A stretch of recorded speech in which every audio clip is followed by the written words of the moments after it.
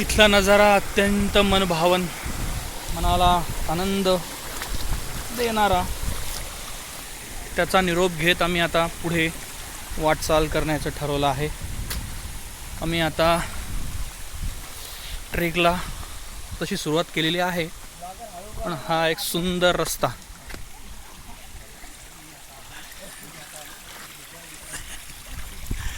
माझे मित्र माझी मजा उडवताना दिसत आहेत तुम्हाला, पण त्यांना माहीत नाही की हा आजचा ब्लॉगर उद्याचा मोठा यूट्यूबर बनणार आहे. वा वा वा वा, हवेची अशी झुळूक, थंडगार हवेची झुळूक, शुद्ध वातावरण.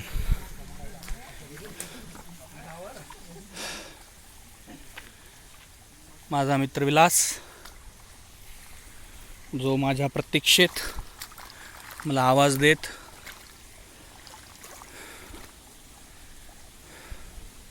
थांबलाय.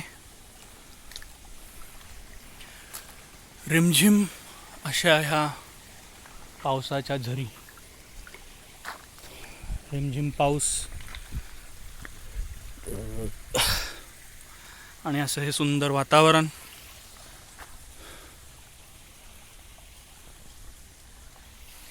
खरंच तुम्ही पण एकदा इथे येऊन भेट द्यावी, असं हे सुंदर असं वातावरण आहे.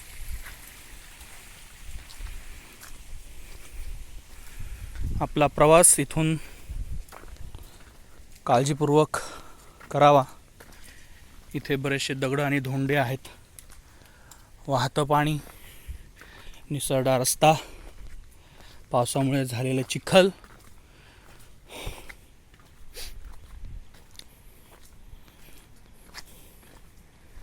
बघू शकता तुम्ही रस्ता कसा आहे.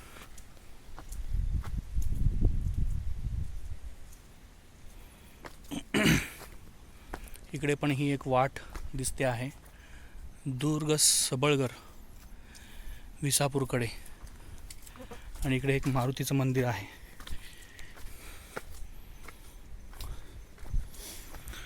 वाह,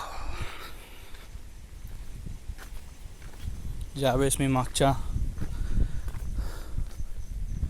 वेळेस कर्नाटक येथील याना केव्ज यांना जेव्हा मी भेट दिली होती, तिथला जसा रस्ता होता,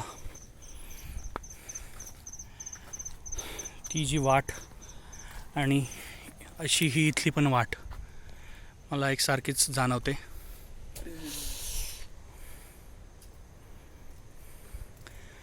माझ्या मित्राने त्याला प्रदर्शित करण्यासाठी नकार दिलाय.